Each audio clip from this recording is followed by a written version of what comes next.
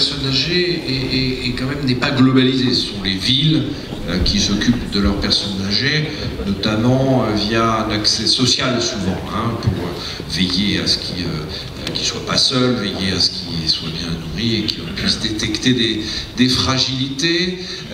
Alors, on est en train de réfléchir, c'est un embryon de réflexion, parce que nous n'en avons pas la compétence, à mettre en place quand même une politique d'accueil en résidence pour personnes âgées. Alors ça a changé de nom maintenant, ça s'appelle je ne sais plus comment, mais en tout cas, en clair, des résidences adaptées pour les personnes âgées qui sont valides. Voilà, mais on n'a pas de politique ni jeunesse, ni personnes âgées sur l'intercommunalité, c'est pas dans nos compétences. En revanche, on a quand même une compétence sociale plus globale dans laquelle on peut mettre, par exemple, tout ce qui a trait aux soins médicaux dont on vient de parler. Et on est en train de réfléchir à pourquoi pas mettre des embryons politiques, mais l'objectif n'est pas du tout de se substituer aux communes à ces niveaux-là, parce que là, on est dans la politique sociale de proximité. En revanche, s'il faut faire des logements passerelles, des établissements, il y en existe un à l'ANIV qui est assez obsolète, on est en train d'y réfléchir. Si tu permets, Jean-Paul, je voulais juste deux choses. La question de la santé et des médecins de proximité, c'est aussi en direction des personnes, bien sûr, des seniors. Le transport à la demande qui a été mis en place par le syndicat du transport, soutenu largement par l'intercommunalité, répond énormément aux demandes de transport pour les personnes âgées. Je crois que, de manière générale, si nous n'avons pas les compétences directes sur les seniors et pour la jeunesse, on a énormément d'actions périphériques qui touchent beaucoup et qui favorisent leur maintien à domicile, leur accompagnement, et puis aussi la vie culturelle. Je crois qu'il y a une vie culturelle qui est là, qui leur permet aussi, permet à tous de s'épanouir. Je préside la Société publique locale d'aménagement de Marne-et-Gondoire, qui donc développe des projets d'équipement sur le territoire. Et quand même, il faut mentionner que ce n'est pas la compétence directe de la communauté d'agglo, mais grâce à la coordination que nous avons, je regarde le maire de Damar, au sein de Marne-et-Gondoire, et aussi notre élu départemental, Mme Serre, on a obtenu la localisation d'un EHPAD sur Marne-et-Gondoire, qui sera donc dans le site de l'ancien hôpital, donc une centaine de lits. Alors, évidemment, on souhaite à personne de devenir dépendant, mais dans cette solution, il y a, dans cette éventualité, il y aura une solution sur Marne-et-Gondoire. Marne-et-Gondoire a la compétence du logement social. Et à travers cette compétence, on peut développer, par exemple, je peux parler d'un cas propre, des résidences intergénérationnelles en logement social. Et ça marche bien. Il faut savoir que c'est Marne-et-Gondoire qui garantit les emprunts et qui aide à la réalisation et qui aide les bailleurs. Donc à travers le logement social, on peut apporter aussi des réponses. Cette décision, nous l'avons prise, je veux dire, je l'ai prise, puisqu'il y a une notion de responsabilité aussi, parce que la bâtisse n'était plus du tout dans un état acceptable pour ce type d'activité.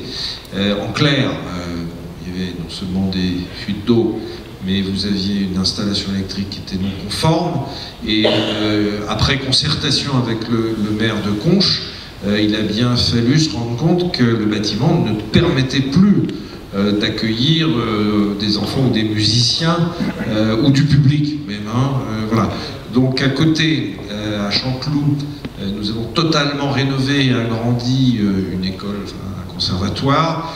Effectivement, c'est pas trop loin. Alors l'idéal est d'avoir un conservatoire à côté de chez soi, et je peux comprendre que c'est un peu un déchirement, parce que cette salle était historique dans la commune, mais tant que nous n'aurons pas trouvé des finances et un programme qui puisse être ville et intercommunal, on n'engagera pas de projet. Aujourd'hui, on a travaillé sur des idées plus que des projets.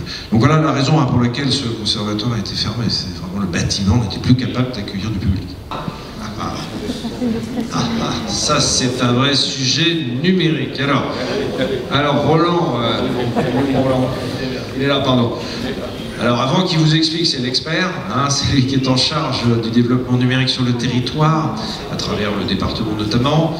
Simplement, il y a différentes parties de territoire à Lagny. Nous sommes dans une zone AMI, je ne me trompe pas, Roland me corrigera si je me précise. C'est-à-dire que des opérateurs ont été choisis pour équiper la ville. En l'occurrence, pour Lagny-sur-Marne, c'est Orange. Simplement, nous ne maîtrisons pas, nous, ni Marne-et-Gondoire, ni les villes d'ailleurs, les temps de développement. Alors c'est vrai que dans une ville comme Lagny, il y a des endroits où vous avez un débit qui est ridiculement faible. Alors il se trouve que, et nous en avons parlé au conseil municipal la semaine dernière, la partie, grosso modo, pour simplifier, ouest de la ville, est aujourd'hui équipée de fibres optiques et d'armoires, et que la commercialisation et le raccordement aux habitations devrait s'étaler cette année. Voilà, c'est juste ce que je peux vous répondre aujourd'hui sur Lagny. Mais je vais laisser quand même à mon collègue Roland Harlet, spécialiste de ça, avoir peut-être un point de vue plus général sur l'intercommunalité que sur Lagny. Le numérique, c'est vraiment un sujet très important. Oui, donc je vais déjà rectifier en fait les opérateurs qui aujourd'hui interviennent sur certaines communes n'ont pas été choisis. Ils ont en fait préempté certaines zones en 2010 dans le cadre du plan national numérique. Ils ont choisi de déployer donc la fibre optique, l'objectif c'est la fibre optique, sur certaines zones, certaines communes plus exactement. Et bien entendu, les opérateurs ne sont pas philanthropes, ils ont choisi les zones qu'ils considéraient rentables, c'est-à-dire les zones urbaines les plus denses. Alors très clairement, sur Marne-et-Gondoire, on a, sur les 20 communes, alors je ne connais pas le cas de Ferrières et Pontcarré, c'est trop récent, enfin, sur les 18 communes, il y avait 10 communes qui ont été donc préemptées par des opérateurs, donc maintenant il ne reste plus que SFR et Orange, et 8 autres communes donc, sur lesquelles les opérateurs n'ont pas manifesté d'intention de déploiement. Alors sur les zones donc dites conventionnées, AMI c'était manifestation d'intention d'investissement. Sur les zones où les opérateurs interviennent, la puissance publique, enfin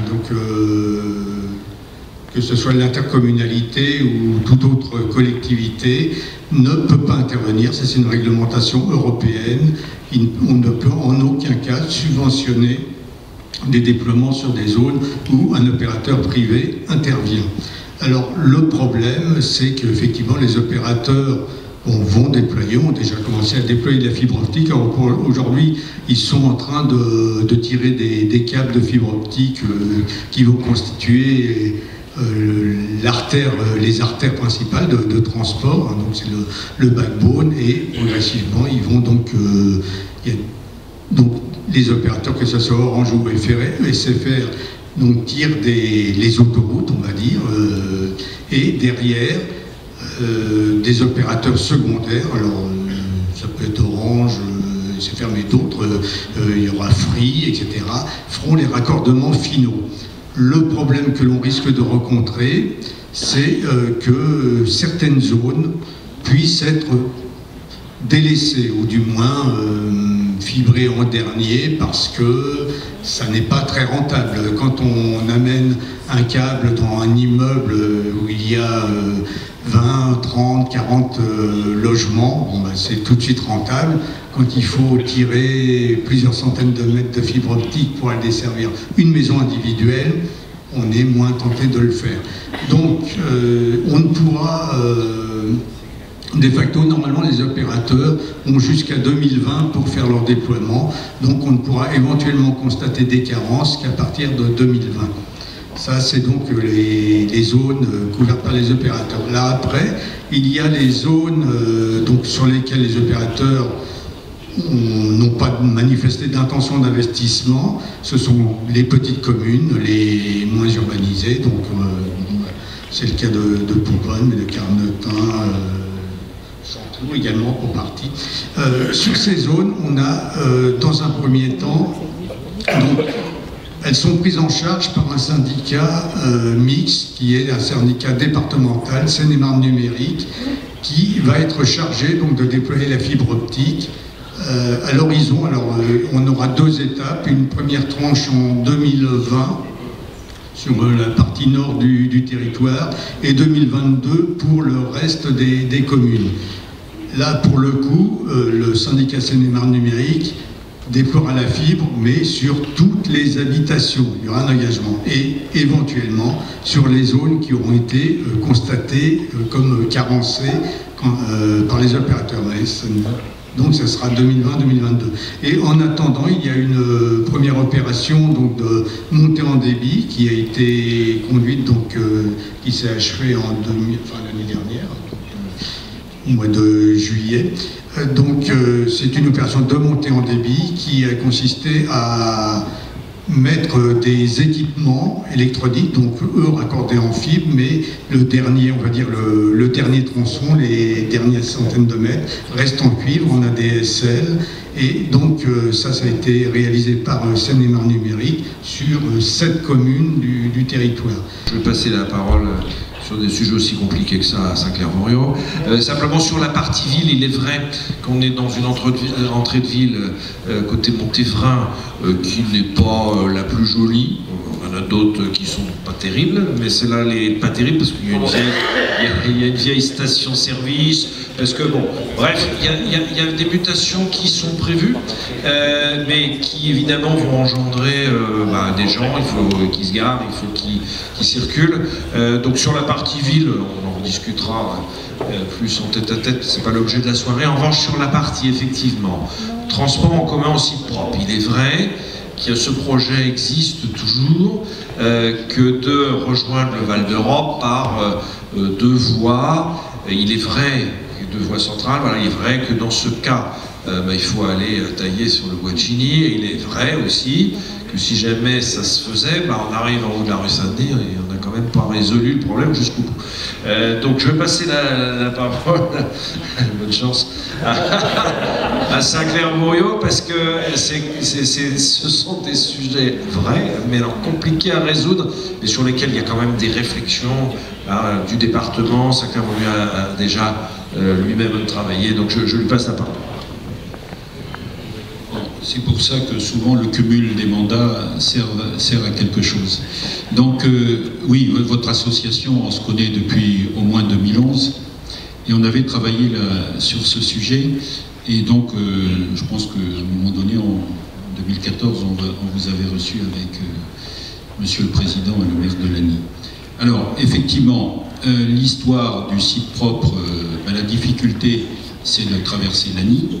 Mais une fois qu'on a traversé le centre de Lagny et Orly Park, parce que le problème, c'est la ligne 42, qui part du Pôle-Gare et qui monte jusqu'à l'hôpital. Et la ligne 42, un des plus gros points d'accès, c'est Orly Park. Et ça marche très bien, parce que les personnes travaillent beaucoup sur le Val d'Europe. Bon. Donc, le département, on a fait une proposition pour une déviation est et une déviation ouest de Lagny. Pourquoi? Vous savez que le cœur urbain va se développer en logement, il y a le quartier Saint-Jean, sur Saint-Thibault aussi on a une ZAC, donc on a fait une proposition. Alors, grâce, je le dis, il faut dire les choses, grâce à Marne et Gondoire, on travaille sur la déviation plutôt ouest.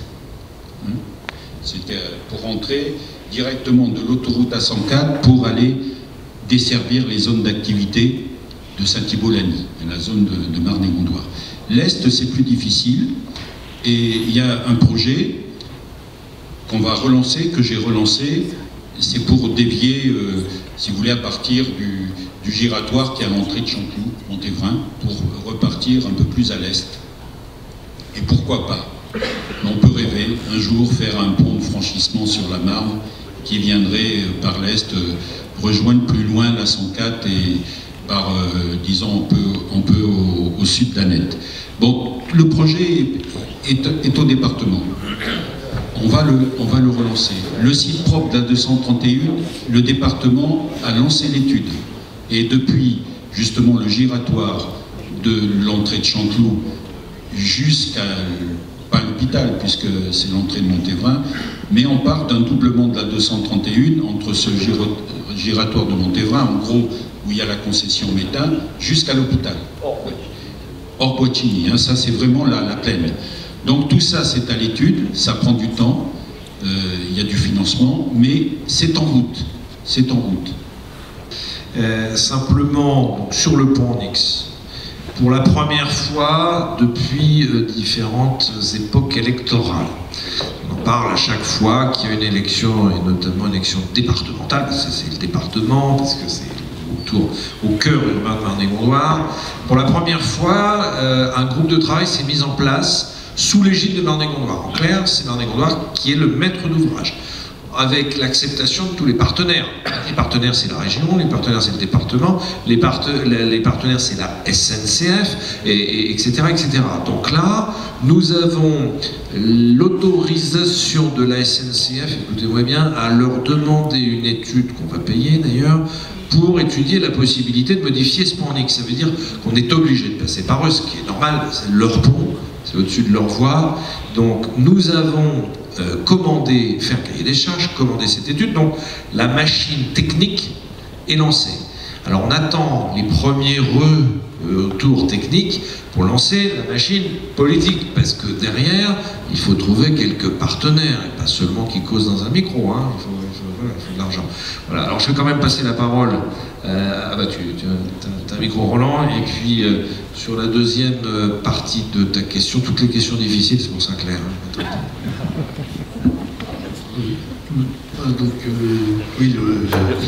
Donc le pont en X va être également une question difficile. Alors, il est vrai que bon, il y a ce premier comité qui s'est réuni avec tous les partenaires qui ont affirmé leur volonté de se pencher sur le problème pour le résoudre. Alors c'est déjà un grand pas en avance. Ça fait quand même quelques années, enfin, moi j'en entends parler depuis les années 90. Donc, il est vrai que il y a un premier cahier des charges qui a été publié donc, par Marne-et-Gondoire, hein, qui a été élaboré par Marne-et-Gondoire, qui porte sur une étude de... Alors, c'est même pas de faisabilité, on va dire de préfaisabilité, qui consiste à déjà faire un bilan des flux. Parce que c'est vrai, bon, le pont en X, c'est une chose, mais déjà, il faut également se poser la question de savoir qui et pourquoi... disons, on prend le pont en X. Alors, du côté de la SNCF, c'est une grosse machine. SNCF, bon, c'est SNCF, donc infrastructure. Il y a un relevé topographique qui a été fait, donc ils ont déjà autorisé un géomètre à aller sur les voies, faire le relevé topographique. Maintenant, il faut qu'il valide ce cahier des charges. Enfin, quand on aura enfin le retour de la SNCF qui aura validé surtout les emprises qu'ils souhaitent conserver pour leur exploitation, on pourra enfin aborder les problèmes de l'environnement du pont en X, savoir où se situera éventuellement le futur pont, quelles seront les voies d'accès, les rampes d'accès, mais le projet ne doit pas se limiter à ça, parce que une fois qu'on a franchi le pont en X, on arrive soit au carrefour à Torigny, au carrefour du Franprix. Bon, donc ça ne sert à rien de traverser très vite le pont en X si on doit s'arrêter après au Franprix. Et du côté de la Nive, on arrive au rond-point de Verdun, et avec en plus l'urbanisation, donc la ZAC Saint-Jean. Donc voilà, le problème est complexe, mais bon, on avance, et j'ai demandé à ce qu'on réunisse très prochainement ce comité de pilotage de façon à faire le point sur tout des avancées. Mais bon, on peut espérer que dans les 2 années qui viennent, on ait au moins un planning. Une des 4 branches qui bloquent sur le pont, c'est l'ensemble du pont qui est bloqué. Mais au-delà de ça, je voudrais être un peu taquin et dire aussi que l'enjeu du pont, quels qu'ils soient les financements, quelle que soit la magie technique qui permettra de trouver une solution, nous ne pourrons jamais recréer là la capacité d'un franchissement, volonté politique partagée de toutes les institutions, de toutes les collectivités à répondre pas simplement à des éléments techniques, mais à tout ce qui concourt à la fluidité de nos transports et de nos déplacements. Oui, on va parler du PPENP. Sachant que pour le PPEMP, le maître d'ouvrage c'était le département. Et Marne-et-Gondoire s'était porté comme site pilote. Alors effectivement, le PPEMP a été fait peut-être un peu trop vite, mais il y avait des exigences de temps.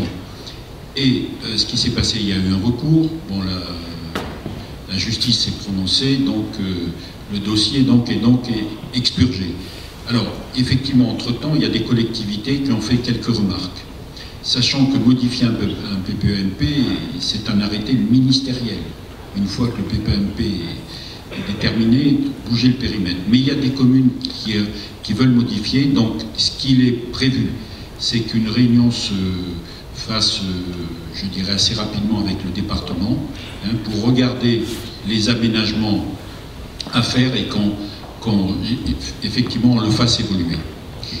Oui, il y a eu quelques erreurs, hein, ça arrive dans ces documents aussi compliqués que ça, il y a des modifications à faire. Mais il faut se dire un peu les choses. La question, c'est que c'est tellement compliqué de réviser, c'est pas comme un SCOT ou un PLU, hein, c'est pas du tout la même procédure, et il y a une crainte, il faut gérer cette crainte. Il y a une crainte que si on ouvre la révision, ben ça ouvre la porte à tout un tas de discussions, que nous devons y aller de manière très prudente et en collaboration avec le département. Mais il faut le faire, mais ça peut pas être une révision fondamentale enfin là c'est pas fondamental le SCOT, c'est une continuité, mais on voudrait vraiment pas ouvrir certains espaces naturels à la construction. Et on voudrait en même temps corriger il y a eu sur, je crois, Gouverne, sur Pomponne et d'autres communes, il y a des choses à corriger, c'est indiscutable. Et donc il faut que les transports puissent franchir aisément, hein, parce qu'il faut qu'on desserve de chaque côté, et c'est un gros sujet. Et je dirais le point en X aussi, c'est de créer des places de stationnement supplémentaires, hein, pour favoriser l'accès au pôle gare de Lagny. Ça aussi c'est un problème. Alors, certains s'y sont essayés, des éminents collègues, maires et maintenant sénateurs, ont effectivement lutté contre ce péage. Le problème, c'est que l'État est engagé de manière contractuelle avec la SANEF et qu'à moins de dédommager l'exploitant du montant qu'il perçoit, bon voilà. Alors, pour faire simple, pour le moment, je vu l'ombre d'une solution de gratuité effectivement pour éviter de payer le péage de Coudreau. Alors, quant au rôle de l'intercommunalité, évidemment son rôle c'est de travailler sur ce genre de projet. Elle ne travaille jamais seule, parce qu'il y a des partenaires, le département est quand même le principal des partenaires, il y a des questions après de faisabilité et puis il y a toujours des questions de coût. Alors on travaille par exemple sur Collégien, sur un contournement, on travaille, Saint-Clair-Voriol l'a dit, là, sur une branche qui passerait là, le long de Torcy, Saint-Thibault, pour éviter que les camions traversent toute la zone. Ça c'est des projets qui aujourd'hui sont concrets. Celui-ci, Saint-Clair-Voriol vous l'a dit, est à l'étude, il n'est pas encore en réalisation concrète. J'espère qu'on va trouver de la part du département aussi un soutien technique et puis à un moment évidemment financier. Effectivement, on ne vit pas dans un monde où on fait ce qu'on veut, hein. Même les communes. Il y a une intercommunauté, puis c'est vrai que vous avez des impositions de la région et puis de l'État. Et quand on fait un document d'urbanisme, quand on descend jusqu'au PLU des communes, tout ce monde-là doit être en cohérence. Donc je vous laisse expliquer plus techniquement que moi. Tout à fait, et puis surtout c'était un sujet dont on avait discuté avec les élus il y a quelques semaines. Donc le SDRIF s'impose évidemment au SCOT en ce qui a trait à la plupart des thématiques en fait, qu'on a abordées au niveau économique pour essayer d'atteindre par exemple un ratio habitat-emploi le plus proche de 1, ce qui est quand même énorme, aussi au niveau du logement, notamment avec le schéma, le SRHH, le schéma régional d'habitat et de l'hébergement, qui impose un certain nombre de logements à construire par an à Marne-et-Gondoire, auquel il va falloir évidemment se tenir dans le SCOT. On a également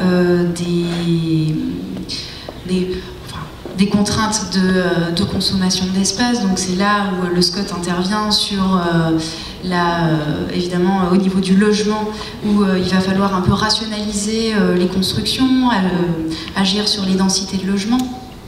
Pour donc respecter toutes ces normes. Donc ça, ce sont des choses évidemment que le SCOT devra forcément prendre en compte. Je ne sais pas si... oui.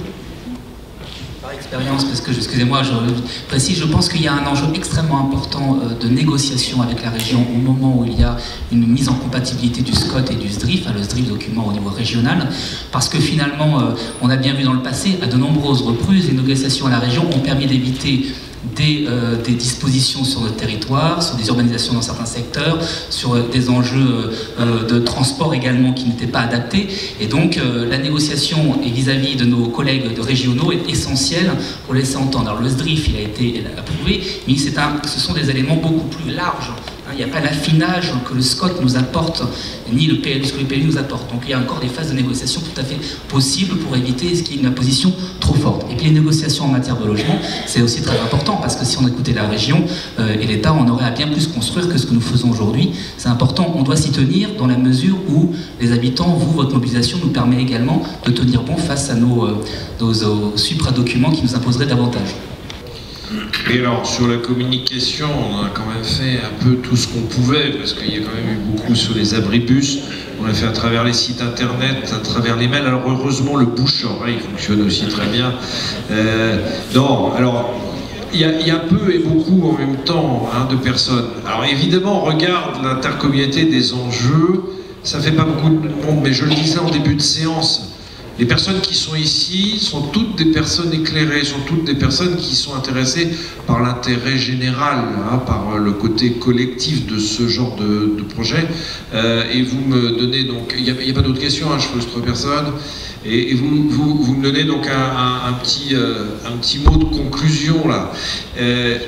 On parle de sujets qui sont, alors vous avez vu, extrêmement compliqués. Il n'y a pas une vérité, il n'y a pas une solution. Il y a quand même, et ça a été souligné, là j'entendais Thibaut tout à l'heure, qui le disait, je le dis peut-être avec d'autres mots, mais il y a une grande, enfin on essaye de mettre une grande intelligence collective dans la construction de ce type de document, parce qu'il est fait de subtilité, il est fait d'équilibre, il ne suffit pas d'élargir les routes et de faire des ponts pour traverser la Marne pour que tout fonctionne. Évidemment que ça va bien au-delà, qu'il y a une réflexion entre les contraintes que nous avons de l'État, de la région, parce qu'il faut produire du logement, on va pas, faut pas se la raconter. Il y a une très très très forte pression sur les villes à travers l'intercommunalité, parce qu'il y a besoin de logements. Et il y a des critères pour mettre en place ces logements. Et c'est vrai qu'une fois qu'on nous a dit « vous faites 1100 logements par an sur Marne-et-Gondoire », évidemment personne ne nous dit comment, mais ça c'est notre job. Et puis surtout, personne ne nous dit comment les gens vont vivre, parce que c'est ça quand même l'histoire. Et c'est ça, vraiment, les élus que nous sommes, nous on est des élus de proximité, on est des élus au contact de la population, on vit sur le territoire, donc on met tout en œuvre dans nos petits cerveaux, en concertant, en écoutant, on met tout ce qu'on pense devoir mettre en œuvre pour que la qualité de vie soit préservée. J'utilise le mot préservé parce que honnêtement, à Marne-et-Gondoire, on a quand même déjà un très bon niveau de qualité de vie. Alors, si on peut l'améliorer, tant mieux, mais il faut au moins le sauvegarder. Et ces documents, cette réflexion, ces modifications, elles sont là pour s'adapter et continuer et vraiment pousser cette volonté de qualité de vie. Voilà, je vous remercie beaucoup de votre présence, beaucoup de votre attention, et merci beaucoup à mes collègues qui, je le répète, tous les lundis soirs, nous sommes ensemble. Et alors, avant la terrine de Patrick Guichard, nous travaillons. Merci de votre attention.